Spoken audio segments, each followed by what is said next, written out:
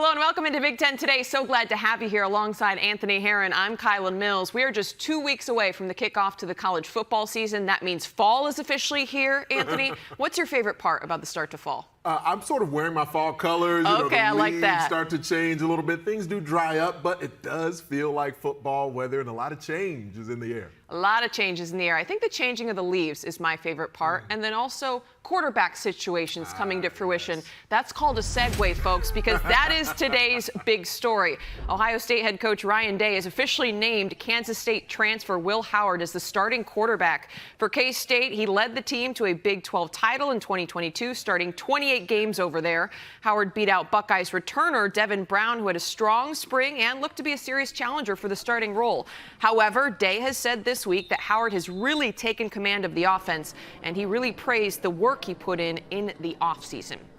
All right, Anthony, so this is an Ohio State team that returns a ton of talent on both sides of the ball. Really, the big question mark was the quarterback position, and that's now answered. What do you make of this announcement that Howard is the guy?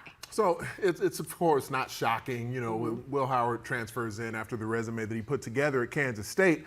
Most of us anticipated this is the direction it would go. But the great thing about now the decision being made and announced is that Will Howard did have to step onto the practice field and earn it. And I do find it to be a bit of a misnomer where people discuss the transfer portal and just sort of assume that a guy transfers and the grass is always greener or something is like given to them when they show up. Will Howard showed up, yes. He came expecting to start, but he did have to beat out Devin Brown. He had to outperform several young, talented quarterbacks who were in the meeting room alongside him as well. So, yeah, he's a very experienced quarterback. He's a very talented quarterback. But I do like that he didn't step into a situation where he was immediately anointed the starter. That now galvanizes the locker room because they've seen him as their best option to win games. And we know the expectation is that the Buckeyes are taking the field expected to win every game. That confidence going into week one has to go a long way. It is national championship or bust for this Buckeyes team. Now, they do have a new offensive coordinator in Chip Kelly, who is going to be working with Howard. What does Howard need to do for this offense to be successful, especially in the early going with the new, a little bit, at least some tweaks to the system? I want to see him be as assertive as any Chip Kelly quarterback has been, because one of the things that Chip Kelly adds into things, we know that Ryan Day has usually had one of the most fantastic passing attacks in college football over the last handful of seasons. Chip Kelly historically has been one of the most creative run game minds in the sport. So you meld those two play calling philosophies together and they know each other, trust each other well. Will Howard's goal will be to make sure he's as comfortable with the offense as he can be, as ingrained in the playbook as he can be. And when he steps onto the field, whether it's at the mesh point, reading for run, reading for pass, trying to feed the ball to a number of talented playmakers, that will put him in a position that he's never been in before. This is going to be the most talented offensive locker room. They won't huddle much. I was going to say offensive huddle. That's not necessarily a part of how they're going to operate, but he's going to be surrounded by more talent than he ever has been before. He's got to be assertive with how he attempts to get them to football, because the playmakers in Columbus are going to be able to snatch it away from defenders. You mentioned Chip Kelly's creativity in terms of the schematics for a quarterback who's coming into a new situation. How do you want to simplify things to maybe not put too much on his plate, despite the fact that, yeah, you've got a lot of weapons, you've got so many offensive threats, but you don't want to maybe put too much on his shoulders? That's where the experience that Will Howard has had in game can really be really important for Ohio State, for the Buckeyes offense, because he's seen a number of defenses all throughout college football. In the Big 12, it is a schematically diverse conference on defense. They're accustomed to, especially on the back end, a lot of moving pieces, and he's stepping into a Big 10 that's going to be as deep and diverse as this conference has ever been on defense. So for Chip Kelly, that relationship between Howard and Kelly and how they operate offensively, I think the main thing Chip Kelly will need to do that he's done with a number of quarterbacks before, you can run a very similar play, but add eye candy to it. And that's where the offense, led by the quarterback, Will Howard, can know that the play call is going to be very similar to a previous one, but then just add a little bit of a different motion to it. Add a little bit of a wrinkle with a formation that's slightly different. It keeps the defense on their toes, keeps them slightly off balance, and in doing that, the offense can still be comfortable knowing that there's only maybe a finite series or sequence of plays they're running, but just make it look a little bit different and then have all these weapons, all these speedy guys running all over the place, and that's where you can still have an opportunity to get into space. Let's move on to the reigning national champions, because Michigan also has a big question mark surrounding their quarterback position. Alex Orji, Jack Tuttle, Davis Warren, all in the mix still at this point. According to the coaching staff, this is still a dead even race as of this week. What do you make of this QB competition? It's an intriguing one, because for everyone in Ann Arbor, they've been accustomed to seeing where the last 3 years they've won Big Ten championships, and Cade McNamara trying to figure things out in Iowa City, and he was the one a few seasons ago that led them to that first of the 3 consecutive Big Ten titles. But then when you go beyond that, we know how productive J.J. McCarthy became as well. But for Alex Orji, he's the one who's sort of the presumed incumbent is going to be there. Can you have an incumbent backup? Because he was the backup last season and did get some reps, did get some run. Jack Tuttle's been banged up, and so being injured has really slowed the potential for him to be in the lineup. But Sharon Moore has been at Michigan, and he's seen the potential that they've shown in rotating quarterbacks in game. So I wouldn't be shocked if we see that. The issue is when Michigan has sort of been in betwixt quarterbacks before, they've had a light schedule early in the season. The way the Wolverines schedule begins early this year doesn't necessarily allow sort of that soft landing strip for a quarterback to step in who hasn't played much football. So if someone has solidified themselves as the best option, it'll probably behoove Sharon Moore to stick with that individual. The schedule is such a huge challenge for teams across the Big Ten, with 18 schools now competing for that Big Ten title. In terms of Orji, I want to dive into more of his upside, because he's said to be one of the most athletic players on this team. What do you see his ceiling being at the quarterback position, and where does he have room for improvement? So I do think there are some similarities between Alex Orji and J.J. McCarthy, because McCarthy was a guy who showed he was extremely mobile as a young quarterback, a little bit erratic at times as a passer, as a young playmaker. McCarthy didn't have to step in and be the full-time starter right off the bat, though, but Sharon Moore was there nurturing the skill set of J.J. McCarthy. And I do think that early on, because there's so much confidence in the offensive line for the Wolverines, and we know Donovan Edwards is a very gifted running back and playmaker, so they can utilize the legs of Alex Orji if he is the starter, for the early portion of the season.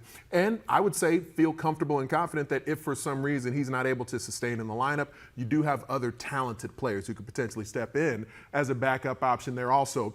But utilize the multi-dimensional skills that are brought to the table, because everything I'm hearing out of Ann Arbor, there's still some development that'll be necessary as a passer for Alex Orji early in the season, early in his career. He hasn't played a lot of football. So keep the passing tree very simple. Keep the whole playbook, somewhat condensed early. Figure out what he's most comfortable with executing in game. But then that's where the athletic ability he has can be something that gives you not just a schematic advantage against a defense, but things they can't plan for because of how that QB can go beyond the script. Another thing that has to instill a lot of confidence in a somewhat inexperienced quarterback is the fact that Michigan defends extremely well, and they also can run the football. So maybe a little bit of insulation for a newcomer stepping into that role. Let's move on to Oregon. Not a question mark at the quarterback position, as we do know the Oklahoma transfer Dillon Gabriel will be the starter. Do you expect there to be any type of transition period with the resume he brings? Because this is a new face in a new place, despite the fact that he has impressive numbers, and the proof is in the pudding. And he's just the player who was there before in Bo Nix did so much in 2 years as a starter, record-setting quarterback, and Dillon Gabriel comes in, and he has the opportunity to be a record setter in his own right because of all the football he's played at multiple institutions. Now on his third stop, getting to Eugene. What intrigues me about this QB room as much as anything, though, is that as gifted as Dillon Gabriel is, as productive as he's been throughout his career, and yes, he is the no-doubt starter, but there is a backup for the Ducks in Dante Moore that's now in his second institution that if for some reason they didn't feel like, Dillon Gabriel got banged up or they're blowing opponents out in games, there's a very exciting young talent in the QB room who stepped into Eugene knowing he was going to be the backup to Gabriel, and Dante Moore is going to be ready. He's going to prepare as the starter. And so when you have a team that's as talented as Oregon with the national championship expectations they bring into this thing, when you have the ability to say that, we really love the backup quarterback also. They're insulated in that way to a manner that a lot of other programs aren't. So it gives Oregon an advantage in that regard where they can be very aggressive with how they utilize the starter. In terms of that depth of the quarterback position, there are some similarities with this Iowa team in a situation they haven't necessarily been in before in terms of there being a legitimate battle for the starting quarterback role, at least according to what we're hearing out of training camp so far. Cade McNamara, the returner, the presumed starter, it looked like initially, but Northwestern quarterback or transfer rather, Brendan Sullivan supposedly has really been threatening from what you've seen in training camp film, from what you've heard. Who do you think is really going to take over and dominate that role? I still anticipate Cade McNamara to be the starter for Iowa, but I do find it really intriguing that Kirk Ferentz has now been willing to say, or at least he's left it open-ended recently when asked about it, and they had the open practice in front of media and fans last week, and neither quarterback really lit things up, but Brendan Sullivan did have a very strong finish to that scrimmage. And Cade McNamara has been a Big Ten championship winning quarterback in Michigan. We know his resume is exceptional. He hasn't been able to stay healthy. So even if he's able to start, the last time he was a healthy quarterback for a full season was back in 2021 when, yes, he led the Wolverines to the college football playoff. But even if McNamara starts, you do know that resume of the last couple of seasons indicates he's been struggling to stay healthy, and that's where Brendan Sullivan can insulate that QB room.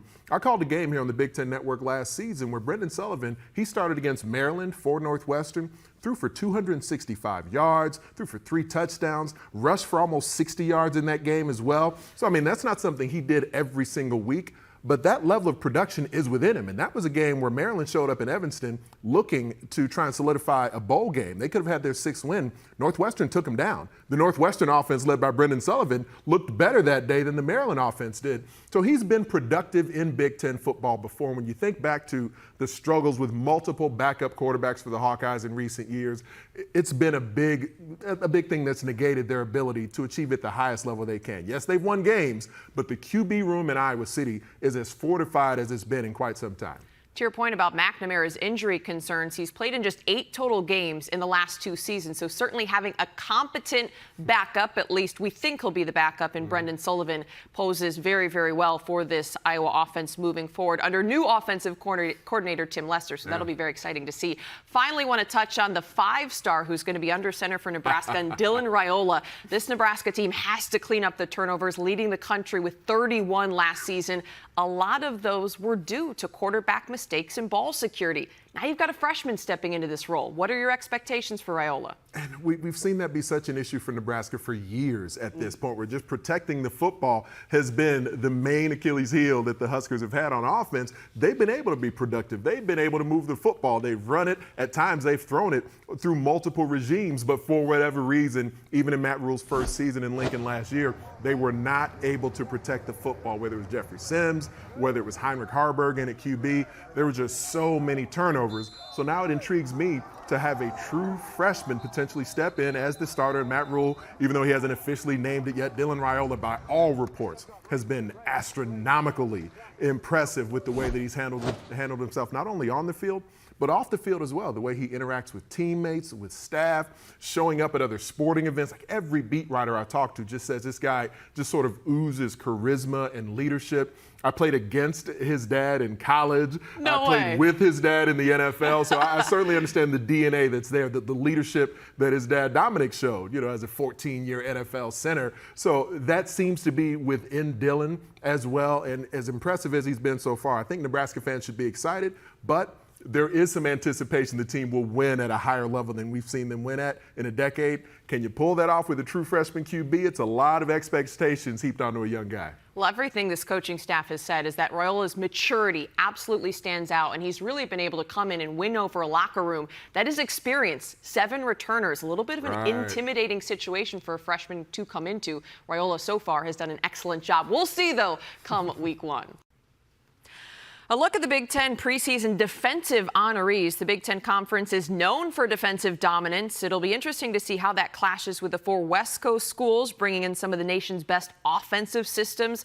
Going to be very exciting to watch. A lot of familiar faces here on this list. No maybe big surprises, but once again, expect that strong, hard-nosed, physical style of play from the Big Ten. Think Iowa, think Michigan. And I know you're a big defensive guy, Anthony. Now, with those Big Ten schools now expanding to 18 and the West Coast schools joining in, do you expect the style to change at all for any of these schools, whether it be the Midwest, kind of that gritty style versus the more offensive-minded?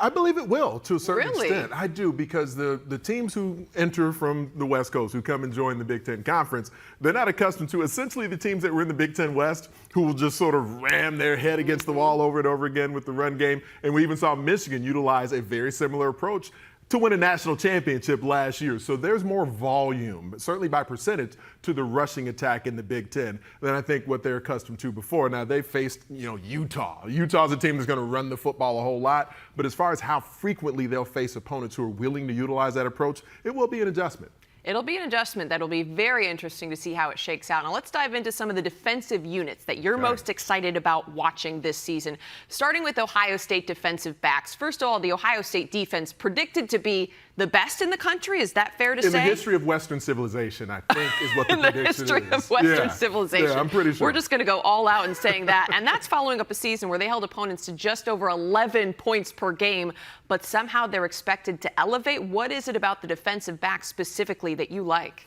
They return so much talent, experience, playmaking ability, and tenacity. And the only player they lost from the secondary from last season was Josh Proctor. Yes, an exceptional football player in his own right, but they've got Lathan Ransom that returns. Denzel Burke returns. Davison Igbinosun is back as well. And then they add one of the most talented young defensive backs that we've seen of recent vintage in Caleb Downs. Now he is in the mix back there as well. And so a secondary that already limited the deep ball in a way that no other Big Ten program did last season now adds the SEC Freshman of the Year in Caleb Downs, this phenomenal recruit and talent who played at a high level as a true freshman last year. So everyone's excited specifically about Downs, but the entire secondary is locked down for the Buckeyes. I mean, how many All-Americans should realistically be in this group? You look at Denzel Burke, another name that pops up. You already mentioned the reigning SEC Player of the Year. We're talking about All-Americans because all the preseason lists are coming out right now, and it's like, can we just check off Ohio State's entire second? Like, where are we at in this defense? And the great thing about it is that they have so much experience up front.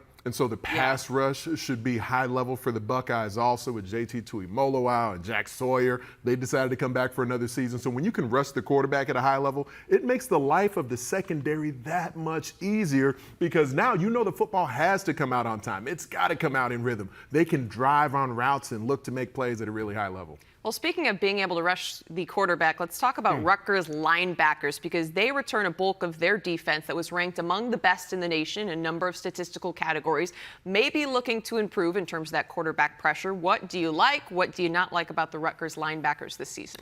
I love the scheme that they play in, first and foremost. I mean, Joe Harris-Simiak and Greg Schiano, what they do and the aggression that they allow for the linebacker position. You have no idea who Waldo is. When you're looking pre-snap to find Waldo, there is no way to determine who's the Mike, who's the guy that might blitz, where should you direct the front or the protection to, because so many of them have the potential to be either back in pass coverage, to be roaming sideline to sideline, or to attack you downhill. Wesley Bailey can do that at a high level. Mo Toure can as well.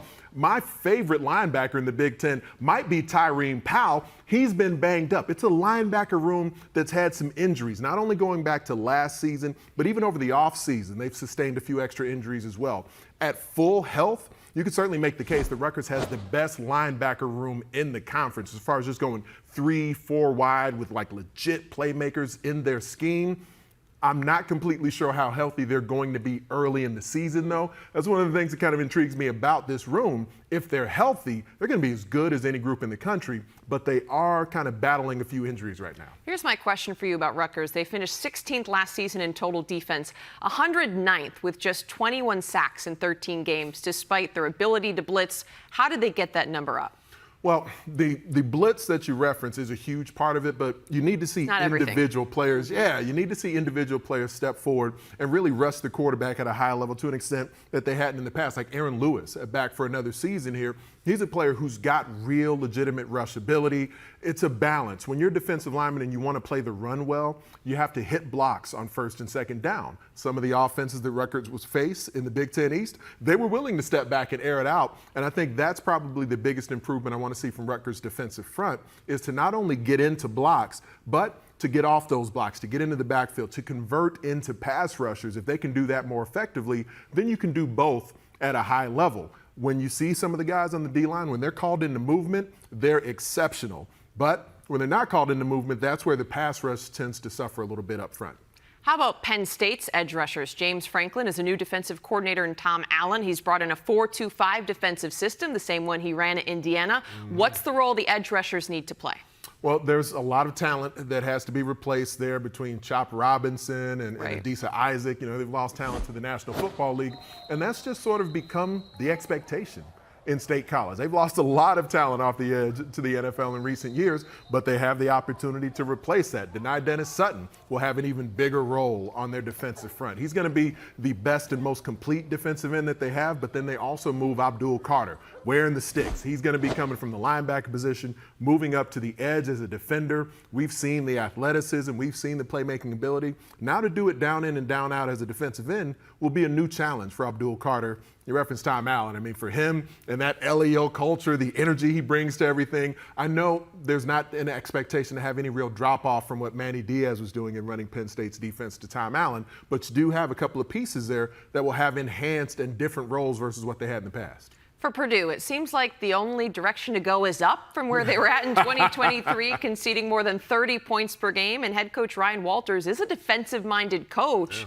You mentioned that the defensive backs is a position that interests you. Why is that? Well, he's got the reigning Big Ten Freshman of the Year and Dylan Thieneman coming back as a safety. So there's talent in that spot. But then beyond that, when you look back to year 2 for Ryan Walters at other stops, when he really gets his defensive scheme in place, when he's able to communicate with his defensive backs on a more consistent level, that's where a big jump tends to happen. The same thing certainly happened in Champaign. They got about a month into that second Ryan Walters season when he was the defensive coordinator for the Illini, and we saw them go through the roof as a secondary, as a defense on the whole. And he did bring in some additional talent to kind of support Dylan Thieneman. The chief amongst those is Nyland Green, who came in from Georgia, and he was a high-level recruit, was there with the Bulldogs for a while. Now Ryan Walters gets another talented defensive back in West Lafayette to help sort of coach him up and nurture his talent. And I do think now with the combination of pre-existing talent who will be in his system for another year, I'm really eager to see what Ryan Walters does, combining that with some of the new talent that comes in. I just read an article on Sports Illustrated where supposedly an anonymous Big Ten coach said they could see this Purdue defense having a major breakout season and maybe surprising some folks. So 1 year under their belts, we'll see what kind of jump the Boilers are able to make. Well, time to step aside for a quick break.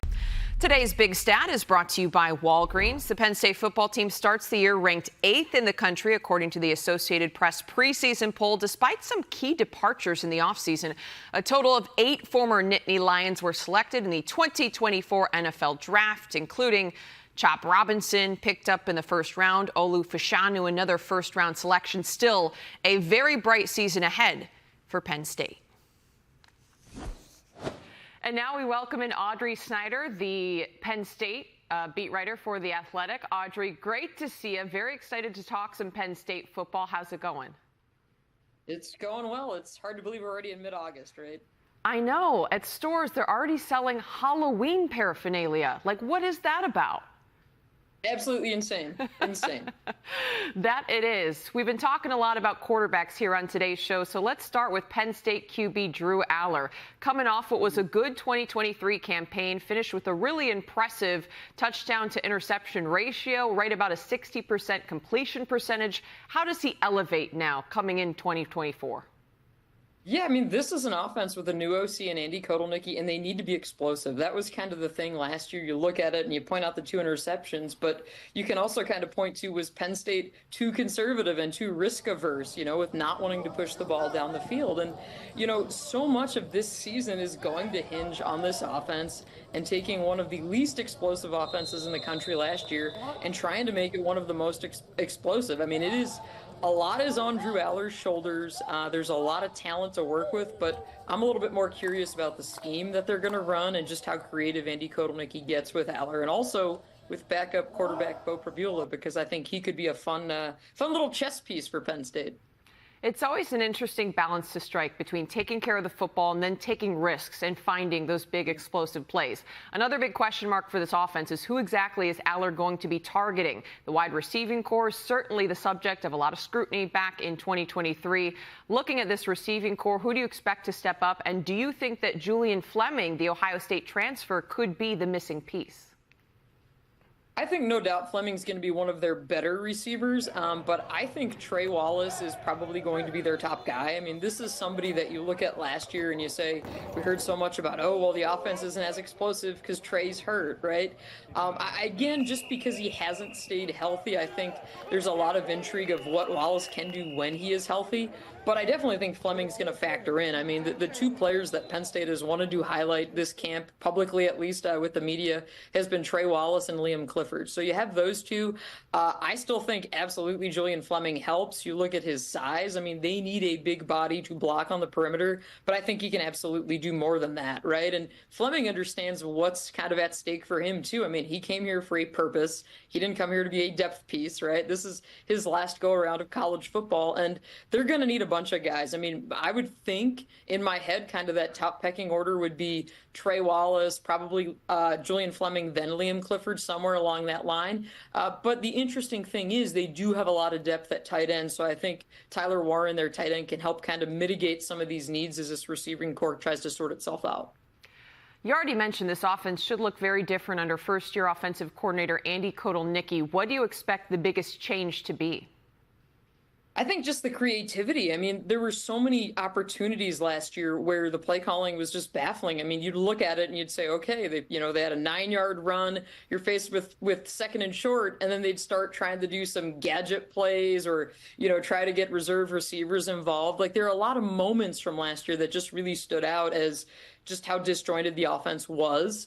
But I think Andy understands that he has to work to the strengths of this personnel. And yes, every offensive coordinator is going to say that, but you have to actually be able to do it. And I think that's something where that's his track record, right? He did it at Kansas. We've seen him do it with less talent before at previous stops. Like, pretty much he's known for his creativity, but also his willingness to work with the talent that they have. And that's why I mentioned backup quarterback Bo Pabula earlier, right? This is one of their best, most speedy guys, so they want to find a way to get that athleticism on the field. And Kotelnicki said it pretty much point blank. If you are one of the best 11 players, he's going to find a way to get you on the field. So I think that part is exciting, but I also think it's a matter of understand on paper you've got a lot of talent. Don't try to overthink things. Rely on Nick Singleton, Katron Allen. Trust your quarterback. Be able to move the ball down the field, set up those shot plays with some complementary plays. And I think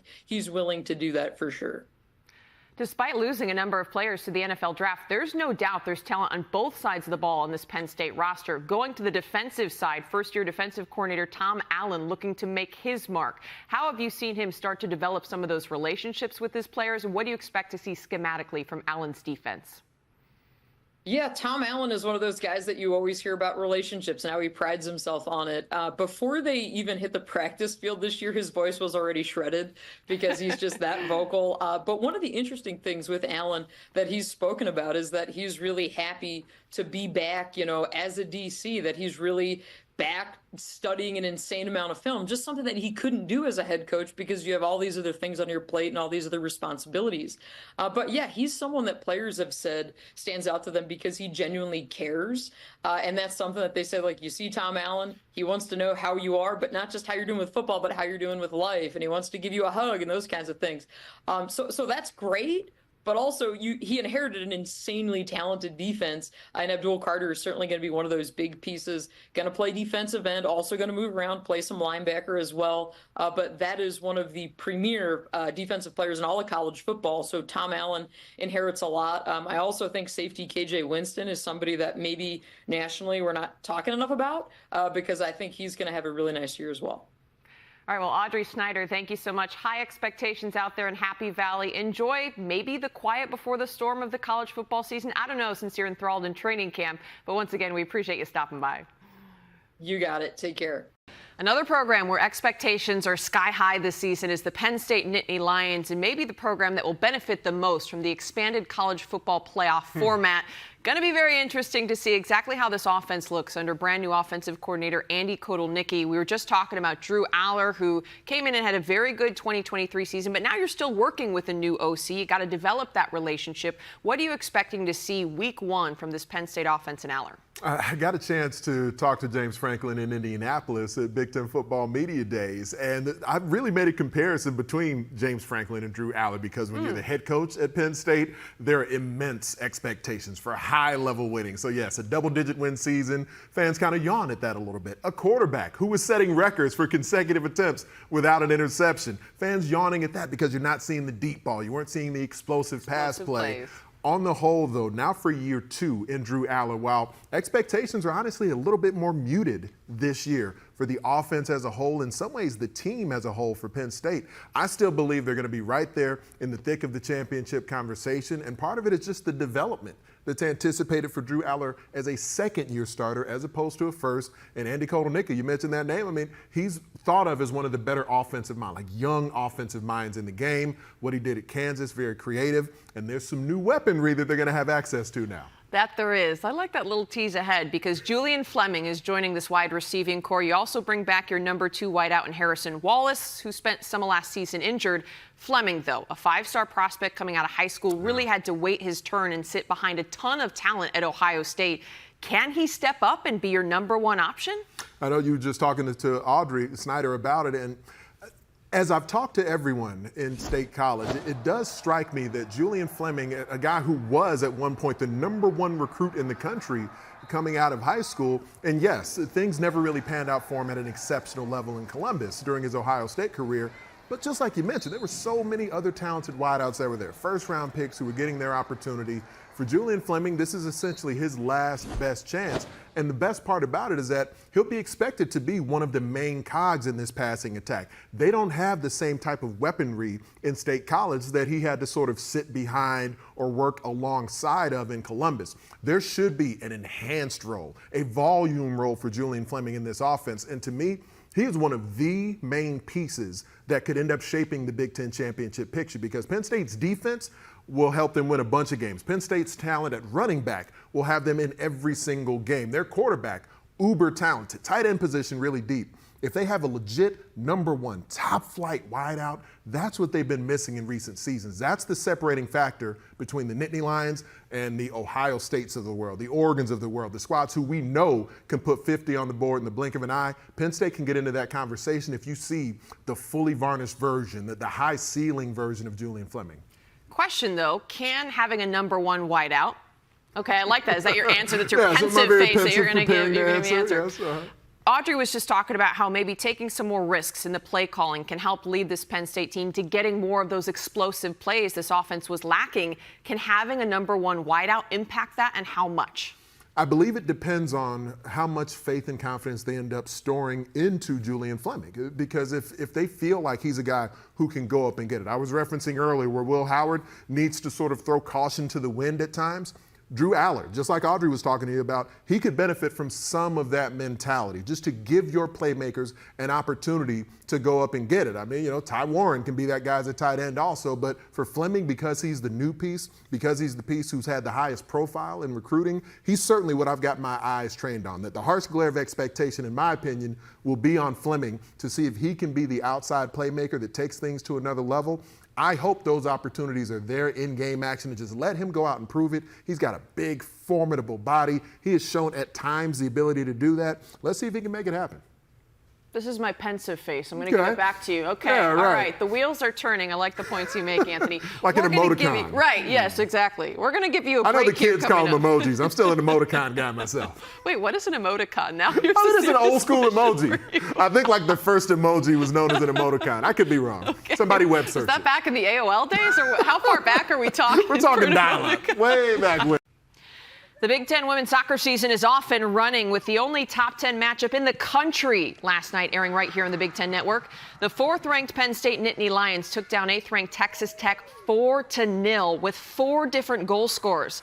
The matchup also featured a penalty kick save from Penn State starting goalkeeper Mackenzie Gress, really making a statement in their season opener. All 18 teams in action, by the way, last night in the opener to the collegiate women's soccer season. How about a big statement win for 13th-ranked Michigan State, taking down 15th-ranked Notre Dame? That's their first win over the Fighting Irish in 35 years. Another team that I expect to make a splash in the Big Ten women's soccer season is UCLA, coming in with a top 15 ranking. and they got a big win as well, 3-0, playing against Long Beach State. Minnesota, the Golden Gophers, with a strong start to their season, taking down Creighton in their season opener. A lot of Big Ten teams getting some big dubs once again. The season opener last night, setting up for a big women's soccer season to come. For more on the Big Ten women's soccer season, we now welcome in former Illinois star and NWSL defender Jackie Manny. Jackie, long time no see. We were just calling a game together last night. How's it going in the meantime? It's been great. It was a quick turnaround, but last night was such an exciting game and such a great way to kick off the season that I was excited to wake up and talk more about it. All 18 Big Ten schools in action last night for their season openers, and the conference is maybe as strong as it's ever been right now. In the top 25 preseason poll, 7 Big Ten schools were named. What is your outlook just in terms of the competitiveness of this conference right now in the national scene? I think, like I said, it's just exciting. I think this soccer year in general, we've just seen so much growth from year to year in the past decade or so. We talked a little bit last night just about how many teams get into the Big Ten tournament, how many teams are in that NCAA tournament. And it's so fun to see not only the evolution of how many teams are growing with their program, but also just the evolution of the soccer that we've seen on the field. And I know we're going to talk about it in a little bit, but I'm so excited to see what these newcomers are going to bring to the field as well. 2 of those top 25 teams are some of the new additions to the Big Ten Conference in UCLA and USC. You also add in Oregon and Washington. Stylistically, what do those teams bring to the Big Ten in women's soccer that maybe fans haven't seen before? I think historically, Big Ten is just kind of known as that really physical, athletic game. And over the last couple of years, we've seen it change a little bit where Penn State has broken out. Even Michigan State in the last couple of years have kind of change how they play. It's more possession based. They're going to invite that pressure. They're going to break you down with passes 1, 2, 3, and then look to kind of go into the attack that way. And so, especially with these West Coast teams, that style of play is just like that, where they're going to possess the ball. They want to keep it. They want to play that pretty style of soccer that we like to see, very attractive based. And I'm excited to see what those 4 teams who play like that are going to bring into that athletic, physical game that we've seen in the past, but also how it's evolved in the Big Ten in general. It's going to be a really fun season of soccer. In terms of the women's game developing stylistically as a whole into maybe a more technical game, do you expect to see a shift all around in the Big Ten towards more of a passing style of play? I do. And like I said, I think we've seen them inching towards that in the past 4 or 5 years. But I think with these 4 teams, they're only going to elevate the level of play. They're going to bring everybody to that standard. And I think with the top teams that we've had in the Big Ten and those kind of teams that have just broached that bubble and broken through in the last couple of years, even Nebraska, who was in a little bit of a lull, we've seen them play a different style. I think the elevation is only going to get better with UCLA, USC, Washington, and Oregon joining our crew. One program that is continuing to consistently bring the same style and level of play is Penn State. The Nittany Lions coming in ranked 4th in the country. And wow, did they have an impressive opening night performance, taking down 8th-ranked Texas Tech 4-0. The score, Jackie, just not a scoreline you typically see amongst top 10 opponents.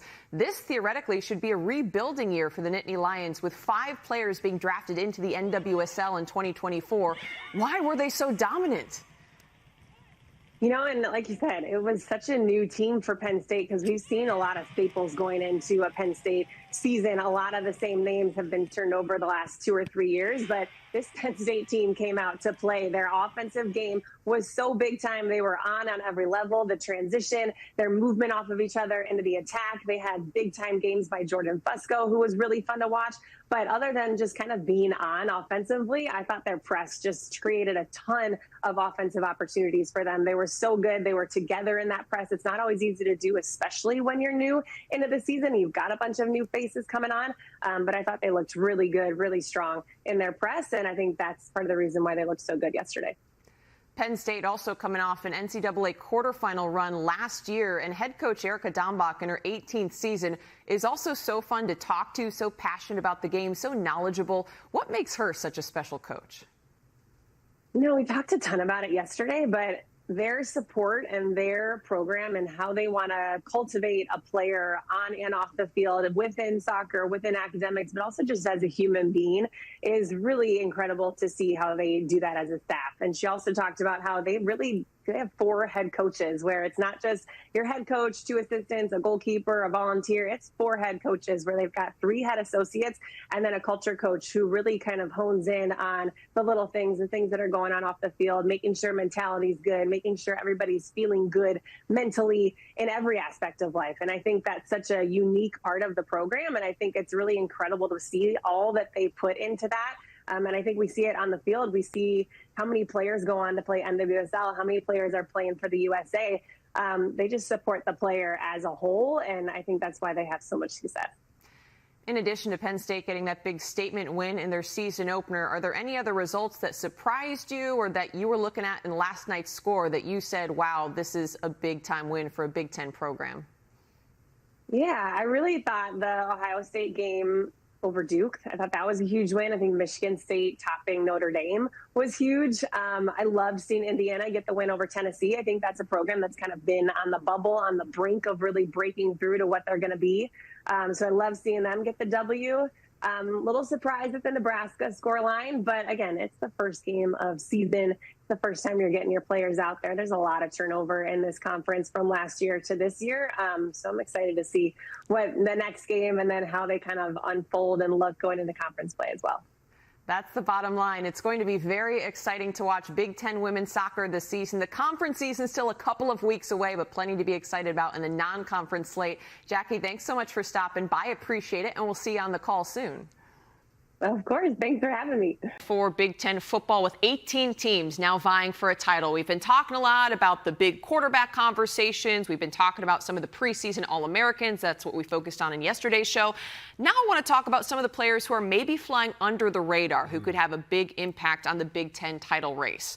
Let's start with Michigan tight end Colston Loveland. That's a player that you identified. I don't know if he's under the radar at this point, Anthony, Right. but why do you say he could be a key player? Because his role within the championship picture for a program in Michigan that has so much newness around it, so much lost production between the white lines from last season, so much departed leadership that's gone on to the National Football League. Colston Loveland is the type of guy that has to step forward, not only in production, but in his demeanor, in his enthusiasm, in the way that he carries himself and demands such from his teammates. All those things can have Michigan be a team that, yeah, I mean, everyone thinks Michigan's definitely going to make a bowl game. They'll have a chance at the college football playoff to be one of those 12 teams in the mix. But if Michigan's going to win the Big Ten for a 4th year in a row, if they're going to compete for a national championship and try to go back-to-back, a guy like Colston Loveland has to be a huge part of that, not just with having strong hands and the big frame and the exceptional route running, but his leadership. He's one of the key players that has to step forward. He's capable of it. And, man, is he a highlight waiting to happen.